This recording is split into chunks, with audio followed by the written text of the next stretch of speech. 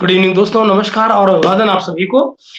देखिए, इस बीच में कुछ खेल पाकिस्तान की पॉलिटिक्स में काफ़ी आगे बढ़ गया है और उसमें कुछ प्रेडिक्शन जो हम बहुत वक़्त से आपके साथ कर रहे हैं, वो अब सही साबित होने का वक़्त भी आ गया है और उनमें से एक जो जिसको लेकर अभी भी मेजॉरिटी जो पाकिस्तान में एक्सपर्ट्स हैं, वो नहीं मान रहे हैं। लेकिन अब मुझे लगता है कि वो वक़्त आ गया है जहाँ पर बहुत से लोग मानने लग जाएँगे। जो मैं कह रहा हूँ इतने दिन से कि इलेक्शंस पोस्टपोन हो रहे हैं। दरअसल पोस्टपोन भी कहना गलत है, तारीख ही नहीं आ पाएगी। ये इलेक्शंस अगले साल लगभग फरवरी-मार्च में कभी जाकर होंगे। अर्लीएस्ट फरवरी या मार्च में। मैं ये बात क्यों कह रहा हूँ? मैं आपको बहुत दिन से एक बात बता रहा था, वो थी इनके डिजिटल सेंसस के बारे में। डिजिटल सेंसस जो कि हो चुका है, इसको वन टाइम एक्सेप्शन मिला था 2018 के इलेक्शन में। जब ये कहा गया था कि जो पुराना सेंसस है उसी से इलेक्शंस करा लिए जाएँ और उसके बाद में अगली बार जो है वो नए सेंसस के अंडर ही इलेक्शंस होंगे। इसमें स्टेट गवर्नमेंट्स के डिसीजन शामिल हैं, कैबिनेट के डिसीजन शामिल हैं, इमरान खान की गवर्नमेंट के दौरान जो डिसीजंस किए गए थे वो शामिल हैं, खुद सुप्रीम कोर्ट के डिसीजंस इस बारे में शामिल हैं। और अब तक ये बात कही जा रही थी, पिछले दिनों राणा सनाउल्लाह ने भी बात कही थी। आपको मैंने बताया था कि इस बात को लेकर काफ़ी मिलिट्री एस्टेब्लिशमेंट में भी काफ़ी थोड़ा-सा उम, यू नो हिलड़ हुए थे वो लोग कि भई ये क्या किया जा रहा है सरकार में। जब राणा सनाउल्लाह ने कहा था कि नहीं, जो इलेक्शंस होने हैं वो ओल्ड सेंसस के हिसाब से ही होंगे क्योंकि हमारे पास उम, जो जो जो डिलिमिटेशन करनी है उसके लिए हमारा 2/3 मेजॉरिटी चाहिए वो हमारे पास नहीं है क्योंकि मेंबर्स ही नहीं है पीटीआई यहाँ पर है नहीं पार्लियामेंट में। वो रिजाइन कर चुके हैं तो 2/3 नंबर पूरा करने के लिए नहीं है। मैंने बताया था करीब 10 के करीब मेंबर कम पड़ते हैं इस वक्त अगर सब लोग मिलकर भी वोट करते हैं उसके बावजूद। तो खैर अपन आगे चलते हैं। अब क्या हुआ है? इस बीच में एमक्यूएम ने ऑब्जेक्शन किया। एमक्यूएम ने ऑब्जेक्शन किया, कराची की पॉपुलेशन ज़ाहिर है काफ़ी बढ़ी हुई है। वो पिछले इलेक्शन 2018 में भी बढ़ी हुई थी और अब अगर फिर से एक बार इलेक्शंस उसी पुराने सेंसस पर किए जाते हैं, तो इसके मायने ये होंगे कि तब से यानी कि 2018 में जो बढ़ी हुई पॉपुलेशन थी, वो भी अपने हक से महरूम रह गई वोटिंग के और 18 से अब तक जो पॉपुलेशन बढ़ी, उसमें भी वो भी अपने हक से महरूम रह जाएगी वोटिंग के, फ्रेंचाइज़ के। अ, इसके अलावा एक बहुत बड़ी फ्रेंचाइज़ वो भी है जो अपने हक से महरूम रही है, वो है एक्स फाटा के जो लोग थे, जिनको केपी में शामिल किया गया था। और वो तमाम लोग ये तो कुल मिलाकर लगभग 5 करोड़ के आसपास की जनसंख्या बन जाती है, जिनमें से 2 करोड़ लोगों का जो वोटिंग राइट है, वो करीब माना जाता है, अगर ओल्ड सेंसस के हिसाब से कराए जाते हैं। ये भी मानने की बात होगी कि इलेक्शन कमीशन ने शुरू से बात कही थी कि हमको इसके लिए करीब 4 महीने का वक़्त चाहिए होगा सेंसस के नोटिफिकेशन के बाद में डिलिमिटेशन के लिए।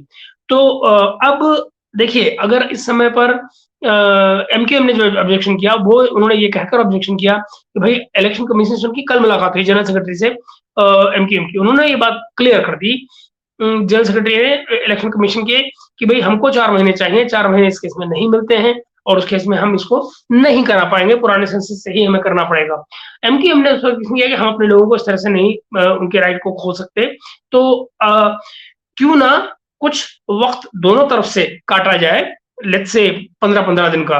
और आई थिंक फारूक सत्तार साहब जो है वो टीवी पर इसकी स्टेटमेंट दे रहे थे और उन्होंने इस बीच में प्राइम मिनिस्टर से भी मुलाकात की है।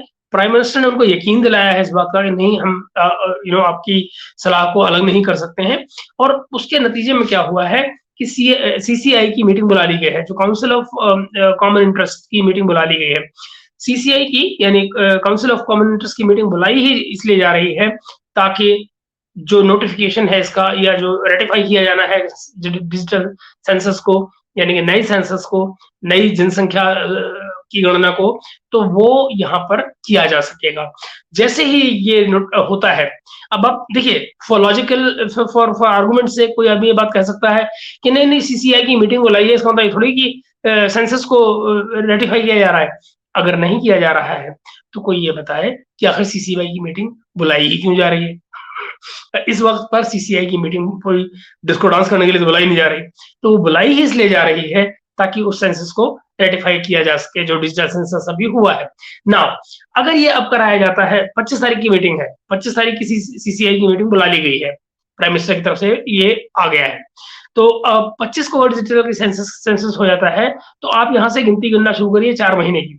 हम खड़े हैं इस वक़्त कहाँ ये है जुलाई, 25 जुलाई, सो 25 अगस्त, 25 सितंबर, 25 अक्टूबर, 25 नवंबर। 25 नवंबर 4 महीने पूरे होते हैं। अगर इसमें ये थोड़ा वक़्त काटें अपना 15-15 दिन का, तो 1 महीने के करीब टाइम कम हो जाता है ना? यानी कि 1 महीने का टाइम अगर कम होता है तो 15 अक्टूबर तक अगर पूरा कर पाते हैं, तो इसके मायने ये हुए फिर आपको तमाम इलेक्शन का प्रोसेस है, कैंपेनिंग के लिए टाइमिंग है, तो वो घुमा-फिरा के सारी बात जो है 2 महीने उसके लिए भी करीब आपको चाहिए 2 से 3 महीने। तो आप जनवरी एंड तक पहुँच जाते हैं, अक्टूबर के बाद में। और अगर आप जनवरी के एंड में पहुँच जाते हैं, तो basically that means next year, and that's exactly what I have been talking about for a long time with you now over 6 months कि भाई जब से केपी की असेंबली टूटी थी, मैं आपको याद होगा तब से ही बात कर रहा हूँ कि हो नहीं सकता है कि इलेक्शन इस साल हो जाए। और दूसरी तरफ ये भी है कि जो फोकस है चाहे मौलाना फजलुल्लाह हो या मौलाना फजल रहमान हो या ये अपने आर्मी वाले हों, मिलिट्री एस्टेब्लिशमेंट जो है, ये सभी ये चाहते थे कि जो फोकस है वो बना रहे इकोनॉमी के ऊपर और किसी किस्म की कोई गड़बड़ ना होने पाए। तो that is why they wanted to delay the election and इस केस में वो रिप्रेजेंटेशन भी मिल जाएगा लोगों को, जो फोकस होना है ये भी हो जाएगा, जो केयर टेकर गवर्नमेंट है वो भी चीजों को कर पाएगी। जहां पर नेगोशिएशंस करनी पड़ेंगी वो है आईएमएफ, वहां पर शायद इनको कुछ बात करनी पड़े और मुझे लगता है शायद उसमें बहुत हाई चिकचिक ना हो, अगर अनलेस कि ये लोग कोई बदमाशी करने पे आ जाएं कि इकोनॉमी को पॉलिटिसाइज करने लग जाए बेसिकली। तो let us see how it goes, but this was one update that I wanted to give you. Number 2, इस बीच में आज इमरान खान का जो तोशाखाना वाला केस था उसमें भी डेवलपमेंट हुई है और हालांकि तोशाखाना में उनको जहां पेश होना था इमरान खान को वो नहीं हुए उस केस में, और नतीजा ये कि गवाहों को जो जो उनके बयान दर्ज होने थे वो नहीं हो पा रहे थे, लेकिन फिर जज ने ये कहा कि नहीं, अगर इनकी लीगल टीम में से कोई भी आ जाता है, एक भी आदमी आ जाता है तो हम कर लेंगे। तो ख्वाजा हारिस उनके सीनियर एडवोकेट हैं वो आए और वो फिर 2 जो विटनेसेस हैं उनकी आज रिकॉर्डिंग हो गई है और उस जज ने उनको कल के लिए बुला लिया है इमरान खान को। देखना ही वो कल जाते हैं या नहीं जाते हैं, ये एक अगेन इशू है। ये आपको ध्यान रखना होगा, तोशाखाना वाला इशू इतना ओपन एंड शट केस है कि इमरान खान उसको बाय ऑल मीन्स अपोज कर रहे हैं। आज ख्वाजा हारिस ने उनके आने की इसलिए बात कही कि वो नहीं आ पाएंगे क्योंकि उन्होंने कहा कि वो लाहौर हाई कोर्ट में पेश हो रहे हैं। सच ये है कि वो लाहौर हाई कोर्ट आज नहीं गए, यानी मतलब ये हुआ कि अगर जो तोशाखाना सुनने वाले केस के जो जज हैं वो इस बात का प्रूफ मांग लें कि इमरान खान वहां आए थे या नहीं, तो आप ये मान लीजिए कि अदालत में झूठ बोलने के मुजरिम पाए जाएंगे ये लोग, मतलब इमरान खान एक तरह से, क्योंकि इमरान खान का काउंसिल अगर झूठ बोल रहा है तो वो बेसिकली इमरान खान की तरफ से ही बोल रहा है, काउंसिल की अपनी कोई जबान नहीं होती। इलेक्शन हमेशा क्लाइंट हारता है, वकील कभी नहीं हारता, ये आप हमेशा ध्यान रखिएगा। खैर, तो अपन ये हुआ। एक और केस जिसकी बात की जानी है वो है 9 मई का केस। 9 मई को जो तमाम आगजनी हो रही थी आपको याद होगा, उसमें एक महिला जनाब थी रुबीना जमील जो अरेस्ट की गई थी। ये एक फॉर्मर जनरल की वाइफ हैं और जो रिजर्व सीट्स होती हैं विमेन के लिए उनमें से ये इलेक्ट हुई थी। इनको अरेस्ट किया गया था 9 मई के बाद में केस ऑफ प्रेजेंस देयर, ये मौजूद थी वहां पर जो लाहौर में जो कोर कमांडर के घर पर जो हमला हुआ था उसमें, और इसलिए इनको अरेस्ट किया गया था। उनकी बेल एप्लीकेशन लगी, उनकी बेल एप्लीकेशन जो लगाई गई जनाब, उस बेल एप्लीकेशन में जज ने कमाल की चीजें मेंशन की हैं और वो बड़ी रिमार्केबल है। वहां पर ये बताया गया कि रुबीना साहिबा जो कि ये है वो रुबीना साहिबा, मैं आपको उनकी शक्ल भी दिखा देता हूँ। ये है वो Rubina sahiba, Rubina Jamil, member of national assembly रही हैं ये और पीटीआई की मेंबर रही हैं। तो अब आप ये देखिए कि ये किनकी वाइफ है, ये रही ये इन जनाब की वाइफ है, ये है ये जनरल जो क्या कह रहे हैं, जमील हैदर ये है। तो जमील हैदर साहब की ये वाइफ है जो कि पीटीआई की मेंबर रही हैं और रिजर्व सीट से इनका इलेक्शन हुआ था। तो ये जज ने इनको ये एक्यूज किया है कि वही पुलिस रिपोर्ट्स और एविडेंस के मुताबिक ये सामने आया है, ये महिला जो कि farmer member of national assembly यानी पार्लियामेंटेरियन है, ये जो हमला हुआ था कोर कमांडर के यहाँ, वहां पर ये पेट्रोल बम डिस्ट्रीब्यूट कर रही थी। कल्पना कीजिए पेट्रोल बम बाँट रही थी लोगों को वहाँ पर। लाइटर्स बाँट रही थी, पेट्रोल बम बाँट रही थी और उन्हीं पेट्रोल बम में से एक पुलिस कार को उड़ाया गया वहाँ पर, जलाया गया। और वो पुलिस कार किसकी थी? वो जनाब मुज़ाहिर अली नकवी साहब की थी, जो सुप्रीम कोर्ट के जज हैं, ये वाले। ये देखिए, ये वही जज हैं जिनके ऊपर रिश्वत के आरोप हैं, जिनके बेटों को आगे की जो लॉ फर्म है, उसके अंडर में इन पर करप्शन के भी केसेस हैं। इनके जो जुडिशियल कमीशन में भी इनके केसेस गए हुए हैं। तो अब आप देखिए, सुप्रीम जुडिशियल काउंसिल में इनके केसेस गए हुए हैं, रेफरेंसेस गए हुए हैं इनके। तो अभी तक तो कोई कार्रवाई हुई नहीं है इन पर, और ज़ाहिर है कि बंदयाल साहब बैठे हैं तो कोई कार्रवाई इन पर होने नहीं देंगे। वो अपना खामोश मैसेज भेजते रहते हैं इनको बेंच में बिठाकर। लेकिन साथ ही आप ये देखिए, इनकी जो कार जलाई गई, तो सवाल ये उठता है कि या तो इनकी फैमिली का कोई मेंबर वहाँ कोर कमांडर के यहाँ गया हुआ था उस आगजनी में, या इनकी फैमिली के लोग गए हुए थे, अब या ये खुद गए हुए थे। भाई यही हो सकता है ना, या तो बच्चों के लिए गाड़ी गई वो लेकर उनको, या इनकी वाइफ को लेकर गई, या इनको खुद लेकर गई। तो उस कार को, यानी कि नकवी साहब जस्टिस नकवी की कार को भी वहां पर जलाया गया है। याद रखा जाए कि जो इनकी कारें हैं, जो पेट्रोल का जो इनकी पुलिस कार्स होती हैं, जो इनकी सर्विस में रहती हैं जिसकी, वो सब में ट्रैकर लगा रहता है। यानी कि ये देखा जा सकता है कि वो कार कहाँ से आई थी और कहाँ से चलकर यहाँ आई थी। अगर उनके घर से आई थी तो ज़ाहिर है घर से किसी को लेकर आई थी। तो और अभी तक इनके घर से कोई अरेस्ट नहीं हुआ है। So that means that needs to be investigated, इसकी जाँच किए जाने की ज़रूरत है। तो ये बड़ा इंटरेस्टिंग सीन बन रहा है। तो आप देखिए, एक जनरल की बीवी जो वहाँ पे मौजूद पेट्रोल बम बाँट रही थी, और लाइटर्स बाँट रही थी, प्लस एक सर्विंग जस्टिस सुप्रीम कोर्ट के जज की गाड़ी वहाँ जलती है। ज़ाहिर है ये इंडिकेशन बड़ा साफ है कि इनकी फैमिली के लोग वहाँ मौजूद थे।